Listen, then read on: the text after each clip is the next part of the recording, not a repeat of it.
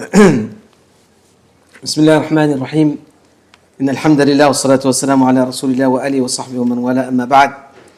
So Alhamdulillah, tonight we recited the 16 juz of Quran and we completed Surah Al-Kahf, Surah Maryam and Surah Taha. Just for your information, in Witr we recited the closing verses of Surah Al-Baqarah, Amin al-Rasul, and Surah Al-Qadr, in Anzalna in second rakat and Ikhlas in the third. And this is also among the Sunnah surahs to be recited in Witr. Inshallah, we'll join another few sets over the next coming days. So pay attention, inshallah, and pick up the Sunnah surahs for the Witr Salah, inshallah. So throughout the year, then on your own, you can rotate between the different sets of Sunnah surahs to be recited in the Witr Salah. May Allah bless us all. On one occasion, Sayyidina Usayd ibn Hudayr radiallahu ta'ala anhu started to recite Quran. And his son Yahya was sleeping not too far away, just in the close vicinity. Now you know that even today, the houses in some of the rural villages in India, Pakistan, not only there, other places also of the world, the domesticated animals would generally be within one is in the compound, but even within the actual house itself. So you enter the main, like the door, and then you'll have like the entrance section is where the animal is. It's got a small area for the domestic animal to be indoors. And then you move a little further, then comes whatever else. So these are the rural villages. Those of you who haven't been to these areas of the world, go and see. Travel the dunya. And make shukr to Allah Ta'ala on the great and the immense amount of ni'am and bounties that He has showered and continues to shower upon us. You know, our problems is when we have a bit of a low signal, that's our problem. That's our complaint. Or when the data is not moving on 200 Mbps, then we got a problem there. That's our issues. Many other look at subhanallah, Gaza and these places, okay, now that's a war zone. Or it's a genocide zone. But in many other places, the general living condition of the people is so harsh and so difficult. Subhanallah. We have so many utensils, like it's getting lost and we don't realize it's gone also. We don't even have space to put that. Allahu Akbar. That's our condition. Nevertheless, Usayd ibn Hudayr radiallahu anhu was reciting Quran. His son Yahya was sleeping not too far away. And when he's reciting Quran, he notices the horse, his animals started to jump a bit, started getting a bit excited. So he's reciting Quran, and the more he's reciting, the more excited the horse is getting. For subhanallah, he slowed down and he stopped. He noticed the animal subsided, animal calmed down. So he continued again Quran, same thing is happening. He's reciting, the animal is starting to get a bit excited, jumpy. So he stopped reciting, animal calmed down. And then he did that 1 or 2 times, 2, 3 times. And then he feared for his son, the safety of his son, because he was sleeping not too far, the animal was not too far away from there. So he said it shouldn't be that animal starts getting a bit more excited and jumpy and might just try to dash for it, thereby injuring his son. So he stopped the recitation. And then when he looked up, then he saw this cloud formation in the skies, and in the cloud formation there was this twinkling stars inside of this huge cloud that had descended above on the heavens. So the next day he went to Rasulullah sallallahu alaihi wasallam and he said, Ya Rasulullah, this is what happened last night. And every time I'm reciting Quran, this is what the animal is doing. I feared for my son, so I stopped, and this is what I saw. So Rasulullah sallallahu alaihi wasallam said that these were the angels of Allah Ta'ala who specifically came at your recital of Quran. And that cloud formation you saw was this huge entourage of angels, and these twinkling stars that you were seeing, these were the angels that had descended. Now obviously the horse is seeing this here, which we cannot see. The horse can see that any supernatural occurrence that takes place, the animals are very sensitive to it. When you talk of the tsunami, the animals already before time they retreated to higher grounds, many of them, because they understood the earth's language. The earth is telling them, giving them a language, and they retreated. So the animals understand this here, and they know that when something supernatural is taking place. So the horse became excited because of that. And Rasulullah said to him, you should have continued your recital. This was the angels. They were coming down with sakina and rahmah and to listen to your recital. When we recite Quran, obviously the recital should be in that fashion as well, that will draw the mercies of Allah Ta'ala and not the anger and wrath of Allah. رُبَّ قَارِئٍ لِلْقُرْآنِ وَالْقُرْآنُ يَلْعَنُهُ many a reciter of Quran in the process is cursing that person. When we are not reciting it with its due rights, in its due manner, and correct recitation. The bare minimum is to recite the Quran with the correct pronunciation of the tajweed and the letters and the makharij and the different sifat of the letters. The bare basics. This is fard on each and every individual. The bare basics of the letter must be recited with its necessary characteristics. Then we will draw the rahmah from Allah Ta'ala, and the angels will descend. You know the famous hadith, when a group of people sit in the house of Allah and they are learning and teaching the Quran, reciting it, يَقْرَؤُونَ الْقُرْآنَ وَيَتَدَارَسُونَهُ. They are reading the Quran, they are learning and teaching it, and the angels descend. Famous hadith, we all share it all the time. That recital ought to be of that level in which we are attracting the mercy of Allah, not the wrath of Allah Ta'ala. Yes, for the person who is suffering in the process because of either old age or maybe deficiency in the education, in his education as he was growing up, etc. But there is an effort behind. You can't just say, okay, you know what, I didn't have the opportunity before and forget about it. No, there must be an effort, concerted effort that is being made to rectify the mistakes. Then for that person, وَالَّذِي يَقْرَؤُونَ الْقُرْآنَ وَيَتَتَعْتَعْ وَهُوَ عَلَيْهِ شَاقٌ, who is reciting the Quran, he's stuttering and stumbling, it's difficult upon him, but he's making the effort. Okay, فَلَهُ أَجْرًا, for that person is to double reward. So the reason for mentioning this here is, from the different riwayat to understand that he was reciting Suratul Kahf. He was reciting Suratul Kahf in the 15 juz of the Quran. And we know that Nabi ﷺ said that for the fitna of Dajjal, you should recite Suratul Kahf. For protection from the fitna of Dajjal. On a weekly basis. So recital of Suratul Kahf on a weekly basis gives you protection from the fitna of Dajjal. And He said, when Dajjal comes, then recite upon him these the first 10 verses at least of Surah Al-Kahf, if not the whole thing.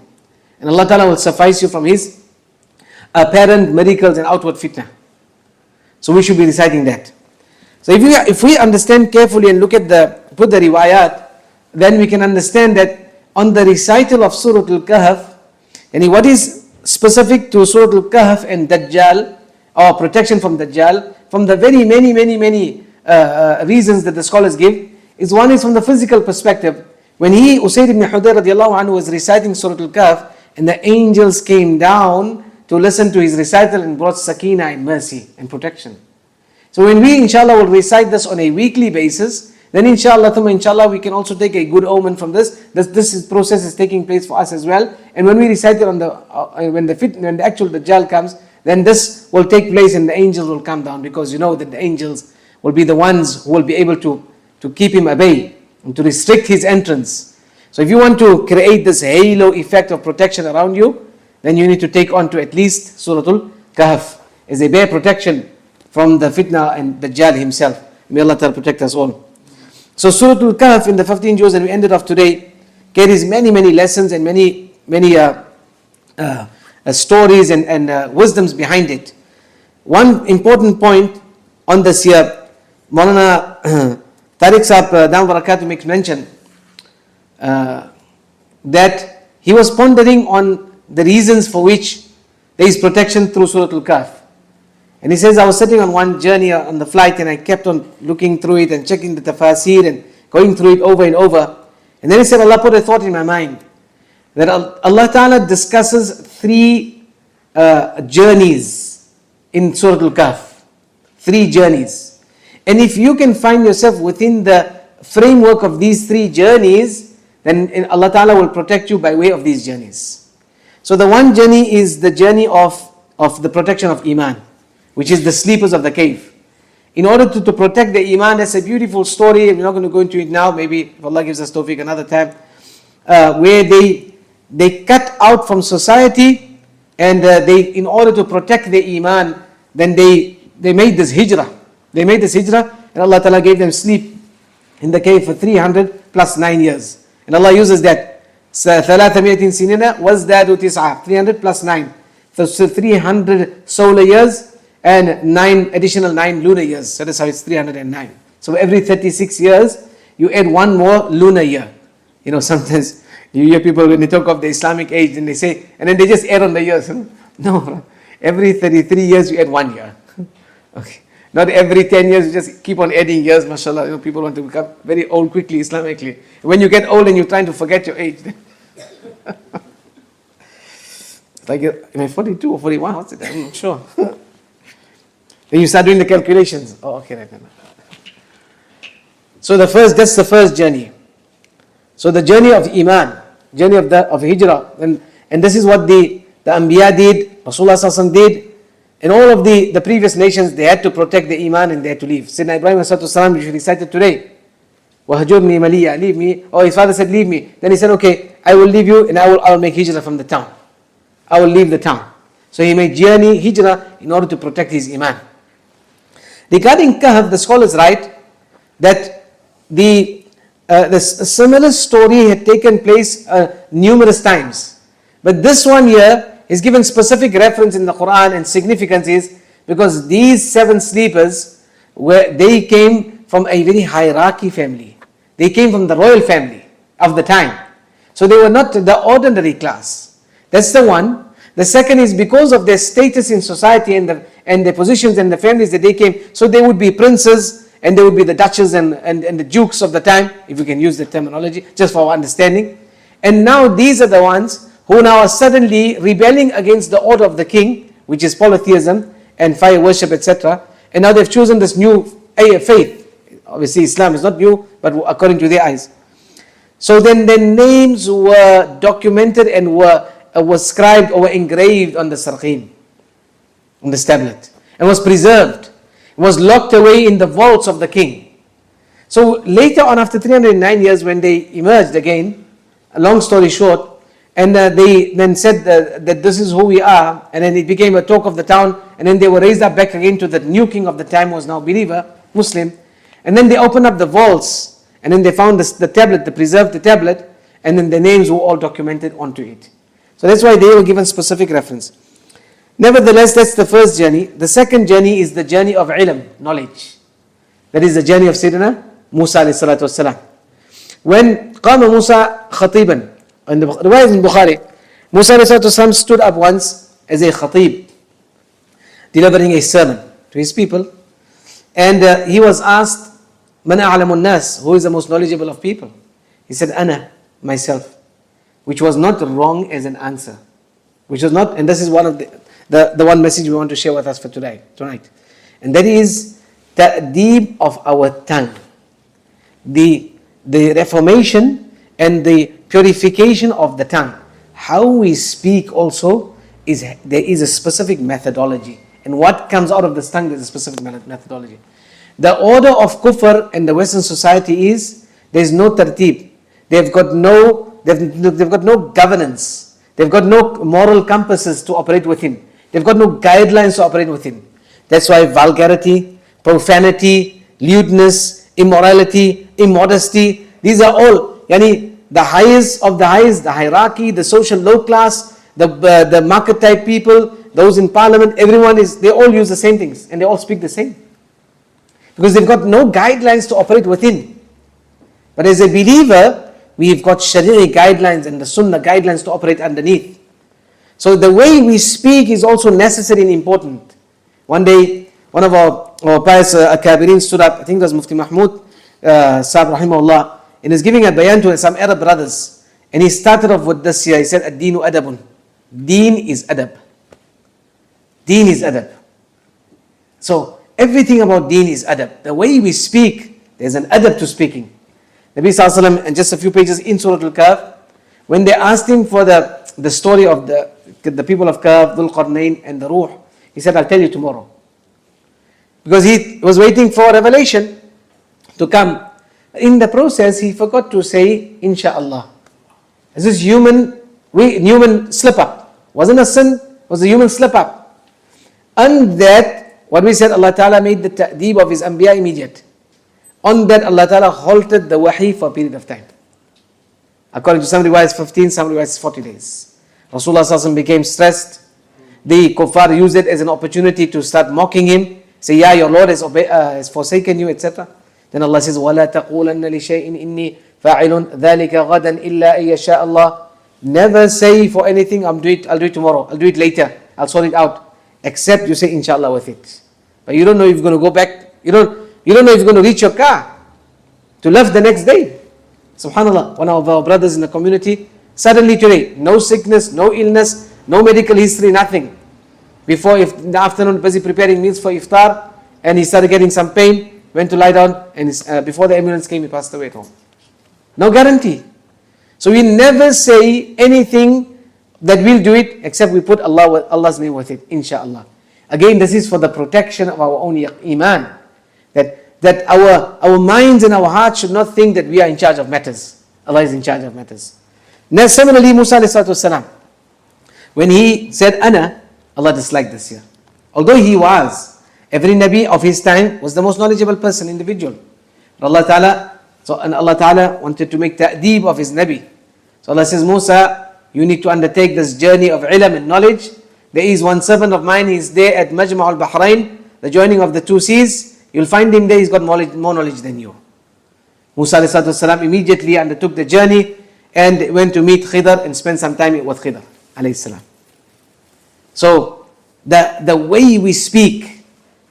Now, on the same issue and the same topic, when I hear the language of the children, when I see the writing of the children, forget that not only the children, okay, you see the young ones, the teenagers, this is their years, they're experimenting these things. They're experimenting how to speak and how to use different words and vulgar. Okay. But when the adults also speak like that, loose tongues, loose language, and it's unbecoming and unbefitting of La ilaha illallah that comes off from our tongue, and the ability to recite Quran that comes off from our tongues. And we're speaking with the same filthy language, same filthy tongues. So look at, subhanallah, Khidr did three things. Firstly is when they ferried across the water, as they were reaching the other side, he ripped out one of the planks of wood from the boat. So that was something which he done was a sin, something wrong. And there was no islah. He did not fix it up. He left it to them. They will sort it out later on. After they cross the king, and the king will say, okay, this boat is damaged, let them go. The second wrong he did was, when they reached the other side, they found some youngsters playing in the field. He found one boy, according to the different riwayats, he dislodged his neck from his body.